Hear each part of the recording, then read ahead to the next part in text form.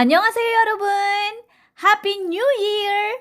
Ngayon po ay maghahanda tayo ng tteokguk. Okay, tradisyon na kasi na kumain ng tteokguk sa araw ng bagong taon sapagkat pinaniniwalaan na nagbibigay ito ng swerte sa mga tao para sa taon at makakuha ng dagdag na isang taong gulang. Ang kaugalian ng pagkakaroon ng isang mangkok ng tteokguk sa umaga ng araw ng bagong taon ay upang makakuha ng dagdag na isang taon sa edad. At ang kaugalian ng pagsasabing, ilang mangkok ng tteokguk ang iyong kinain upang tanungin ang edad ng isang tao. Ang puting tok ay nangangahulugan ng kadalisayan at kalinisan. Naging ritual na simulan ang bagong taon ng pagkain ng tteokguk para umano sa magandang kapalaran. Pero ako, ang reason ay dahil gusto ko lang kumain ito. Okay? So simulan na natin. Kailangan natin ng beef. No? So, dapat ito 150 gram. Good for 2. So, 150 gram dapat ito.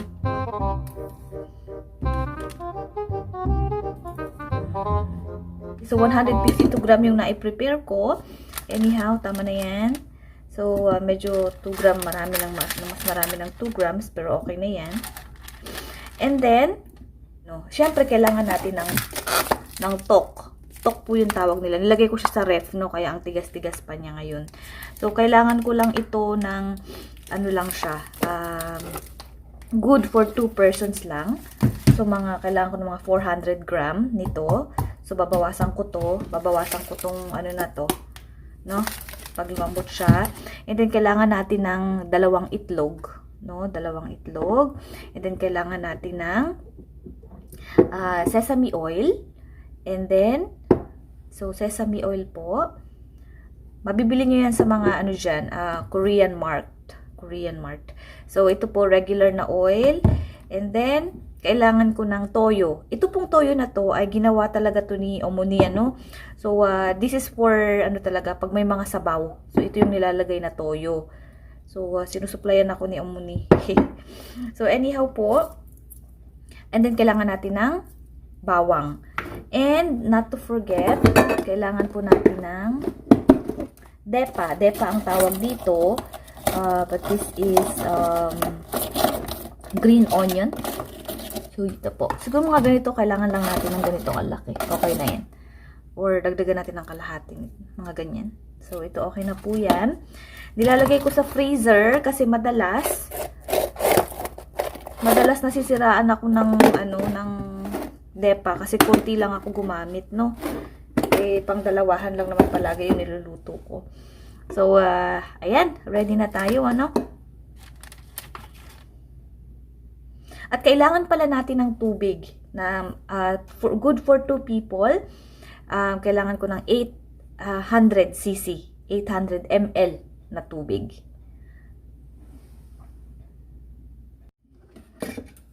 Okay, so hiwain na natin yung ating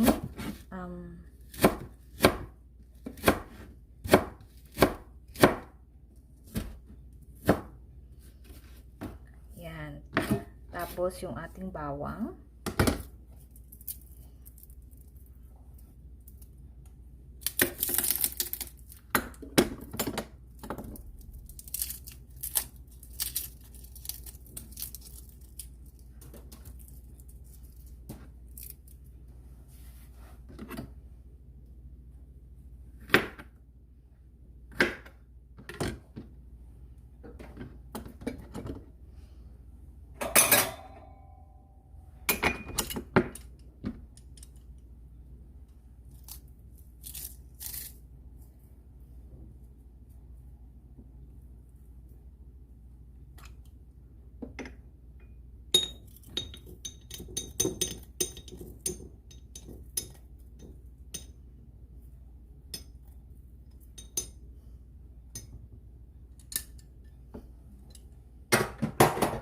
So, ito na po yung tubig natin, no? Nag-prepare na ako, 800 ml. Yan. And then, ito yung po yung tok natin, no? So, itong tok po na to, kapag hindi naman siya nakalagay sa ref, ano, o sa freezer, I mean, pag hindi siya matigas, hugasan lang, okay na. Pero ito kasi matigas siya, kaya medyo tinanggal ko muna yung ice niya. So, binabad ko muna siya ng mga 5 minutes, 5 to 10 minutes, no? Tapos, sasalain ko na to. Kapag yung tok po ninyo ay fresh, bago pa, no, hindi naka-freezer, hugasan nyo lang siya, strain nyo lang, tapos hugasan.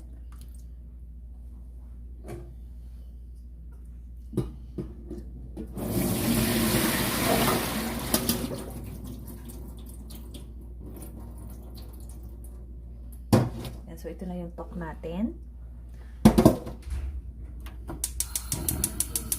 Ngayon, ilalagay natin yung ating chamgirum.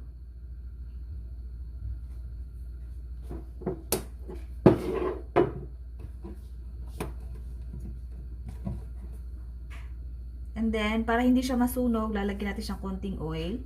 And then lalagay natin yung baka natin.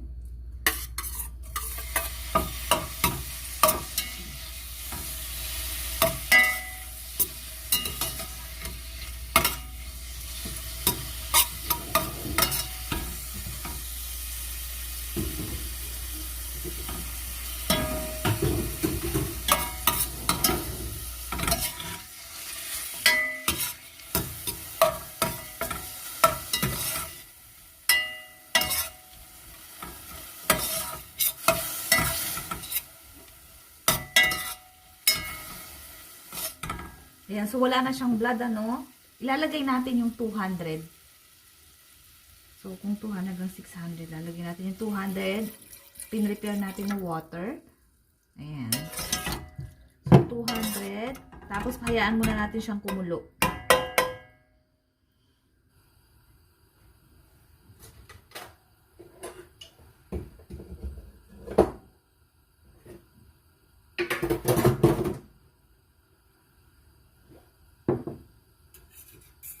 I-beat natin ng konti yung itlog, no? Habang nagpapakulo tayo. Actually, kasi yung iba ang ginagawa, ipiprito nila yung itlog, ipa-fry nila, si-separate nila yung yellow at saka yung puti. Pag piripirito, pag piprituhin, edi meron ka ng dalawang klase nun, puti at saka dilaw. Ang gagawin nila doon, hihiwain nila yun ng maninipis, tapos ipapatong nila sa soup, tok soup, pagkatapos. Ayoko nang ganun. Gusto ko nakahalo yung itlog nakahalo siya mismo dun sa sabaw.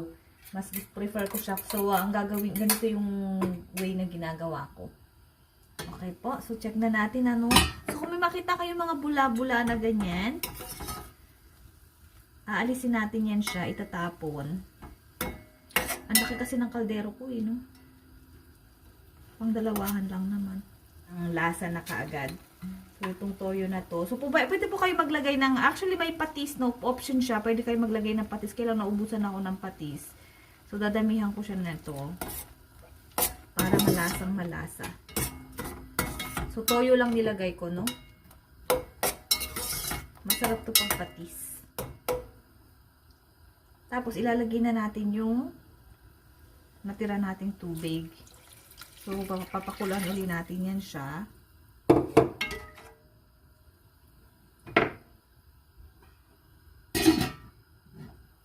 Pag kumulo na siya, tanggalin pa yung mga nasa ibabaw na yan.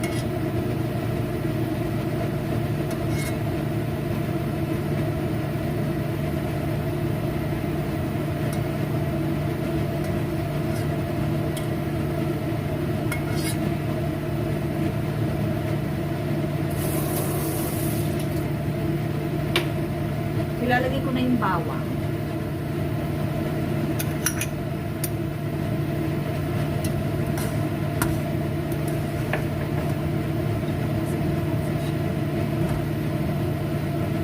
Tapos ilalagay na natin yung tok.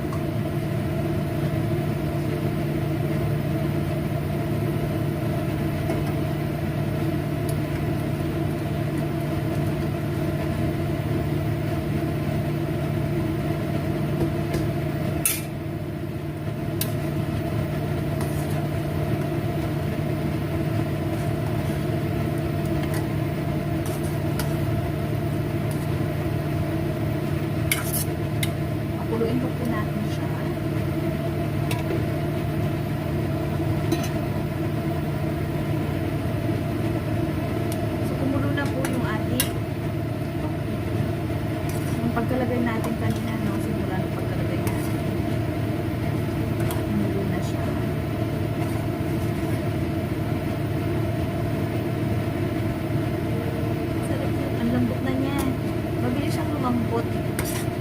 So, ilalagay na po natin yung itlog. Ilalagay na natin yung itlog.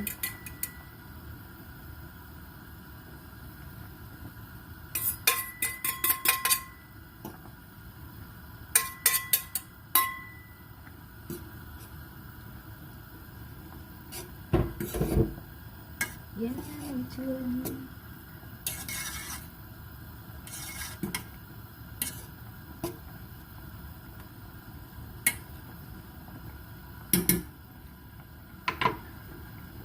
Tapos ilalagay ko na yung aking green onion.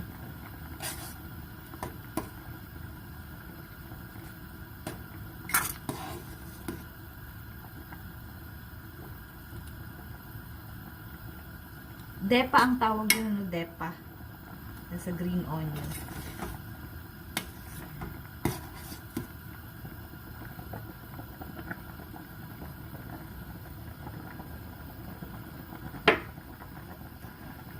Hinaan ko lang yung apoy. Mag-simmer lang siya ng konti.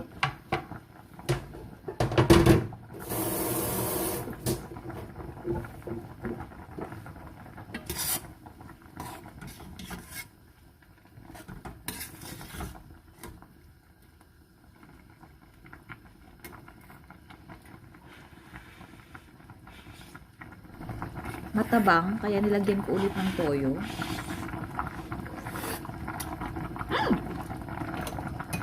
Ayan, pwede na.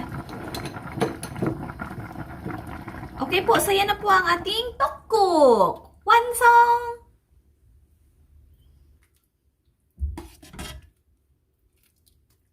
So yan na po ang ating mashinun tteokguk. Thank you for watching!